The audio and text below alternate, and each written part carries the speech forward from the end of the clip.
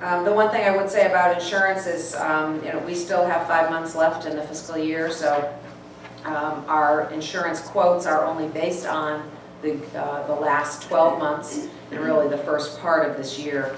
And we could still have some catastrophic illness that would shoot our insurance rates up. Let's see, other items here. Ms. Morasso has answered about our curriculum revision process, and that was the great increase in curriculum revision. We will have teachers working this summer on the curriculum revision process. Another one that I think is worthy of note on page 13, number 7, we had put in $25,000 for the after-school program in central office, the 3 days a week. That's still there. The board didn't take that part out. That was just an extended day program for 3 days a week. The high school additionally put in $6,000 for transportation for extra help and school activities for 3 days a week. That would be shared with the middle school, but that would just be for that. We were looking at buses going from in the plan that we had given high school to middle school and then to the elementary schools, and the elementary schools bringing students home. So that's why there's a difference in cost there. And then there are some questions on technology that Mr. Lemoy has answered very completely. The last question, I think, on page 14 is also worthy of talking about the paraprofessionals.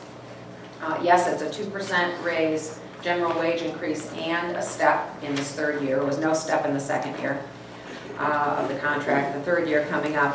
But we have hired 14 additional paraprofessionals since September 1st, between September 1st and the middle of December. Those were all based on student need.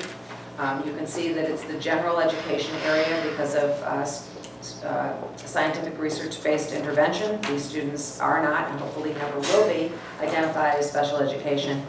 And we have also hired 5 more in January, and so that number actually does not reflect where we are now. It reflected where we were. We're over that number. 3 of those, however, are for security for the 3 doors that don't have an airlock or vestibule for teachers.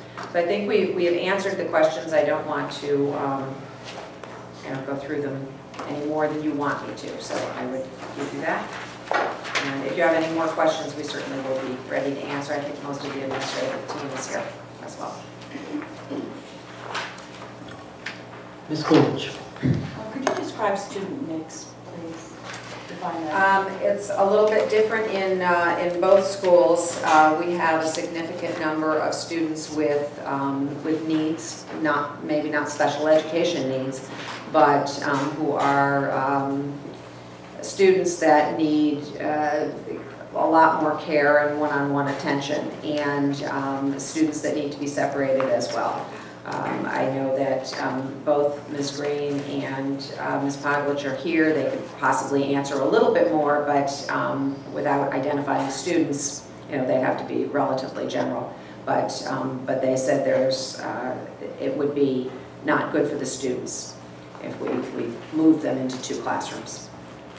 And on page 5, what's the balance in the capital management budget at the moment?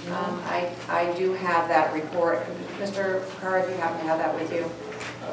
Through you, Mr. Chairman, the approximate balance after we've made our recent request is around $150,000. Thank you. And in the insurance, the health insurance, what's DTQ stand for? Page 6 at the top. Through you, Mr. Chairman, declined to quote. Okay.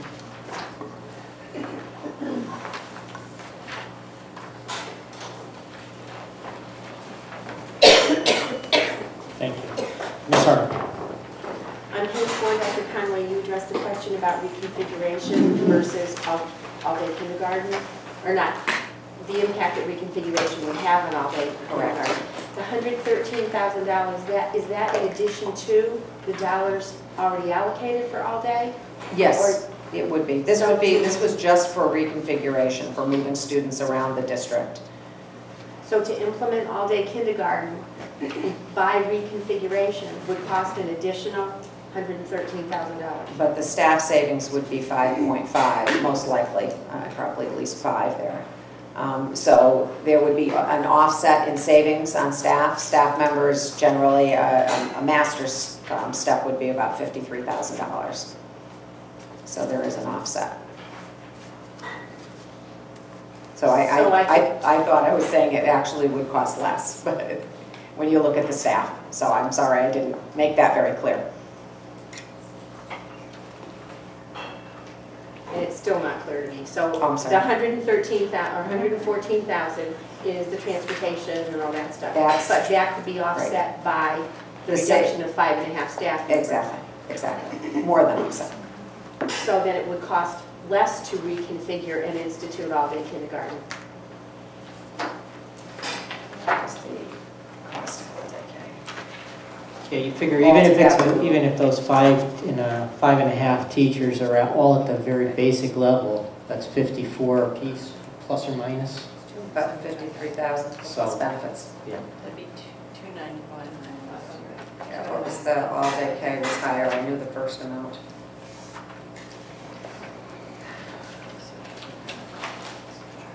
So, yeah, about $500,000 for all-day kindergarten, and so this would be about $260,000, $270,000 minus the 113. So it would reduce the 587 by whatever the difference is there. You said 260,000? Yeah, it's 53 times 5.5. Sorry about that. Times 5.5, that's 291.5. 291.5. And then you subtract out 113,974, and you get 177,526. So it'd be about 410. So the end result is, if we went with reconfiguration, all-day kindergarten would cost about $410,000. Yes. These are optimal numbers. Mr. Person? Wouldn't that 410 be reduced also by the transportation savings? Right. Yes. So we're down to about 315.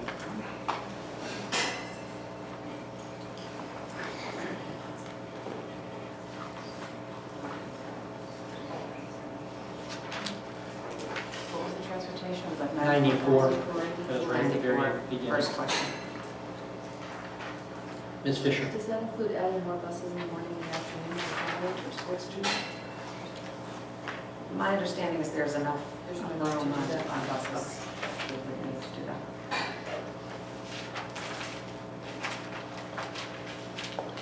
Is that the whole picture now, Dr. Conway? All the pieces are put together? As far as I know, yes. So all-day K would cost about $315,000. Right.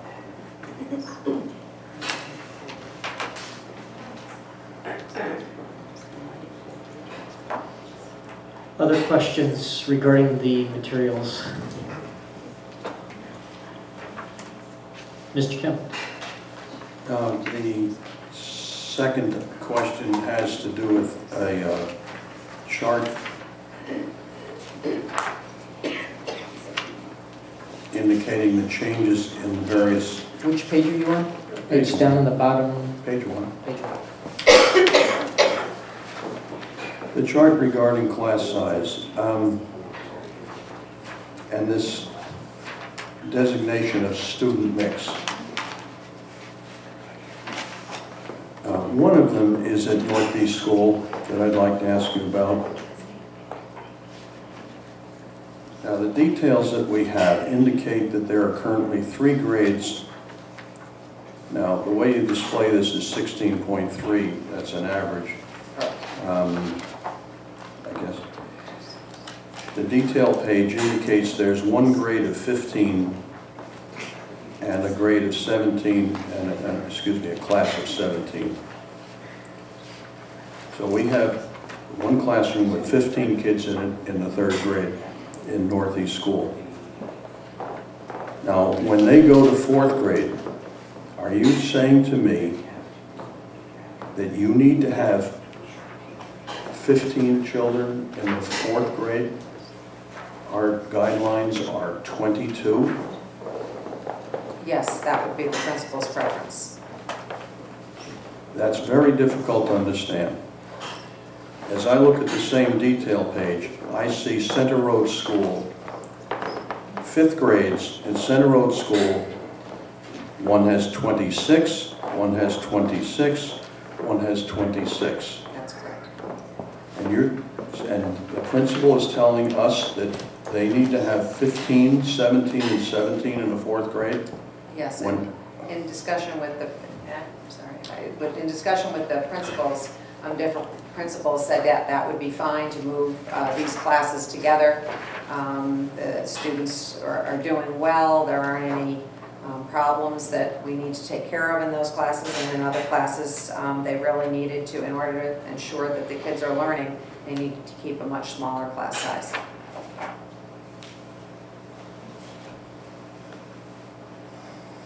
You realize in That's their Skinner Road preference. School, there's a 4th grade that has 12 children in it? Yes. I don't think this town can afford to have 12 children in a classroom. I That don't is- know what the challenges are, but this, I really don't. But 15 and 12 in a classroom, when our guidelines are that those grade levels, 20 and 22, are just next to impossible for me to understand. And Mrs. Bordelot indicated that that grade level since the beginning of the year has changed tremendously. There has just been a great exit. In fact, this week 2 students exited and 2 students actually are coming back in, so the numbers will stay the same. But at the beginning of the year, the numbers were far different, and they could not have been in 2 classes. But she does believe they will be in 2 classes next year. That's her recommendation. On the one hand, but on the other hand, we are really desperately trying to implement all-day kindergarten because for years we have been requested by staff and parents to implement all-day kindergarten. And whether we come up with an out-of-the-box solution like moving kids to the 5th grade or not, I don't know. But here we are very earnestly trying to get all-day kindergarten done. And at the same time, staff is telling us they've got to have 12 and 15 in the classroom, and that is absolutely difficult to understand. And I don't know that I can support that. So either really, at the end of the day, you want all-day kindergarten or you don't.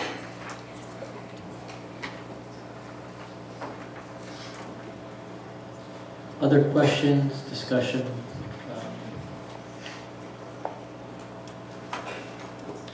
Ms. Bush. In that grade level, with the low class size, are there paraprofessionals also in the class with the students? And will there be next year as well? Those principals. Please, and I prefer the principals, I don't know the mix. Which school are you talking about? The class that is 12, 15, 15, 4th grade, going into 5th grade at Skinner, is it Skinner Road? that They're we're going to questioning? 2 classes next year. Okay. That had already been decided as the And it's numbers supposed to be dropped. the one at, was it the one at Center Road School that has, Dave, which one are we? Center Road and Northeast are the 2. One with the student mix at, going into 4th grade at Northeast School is going to have 2, but the one at Center Road School, 3rd going into 4th. No, those are all because of student mix. So are we really having a class size in these classes of 12 kids or 15, 15 anymore? Or are we bringing them down to the 2 classes next year? The Center Road and Northeast, we wrote student mix and did not put a -1 because the request is not to reduce those 2 classes. So I've given you the new class size. Right now there are 5 classes of an average of 18. If we did reduce, it would be 4 classes of an average of 22.5. But the request is from the principals not to make that reduction at Center Road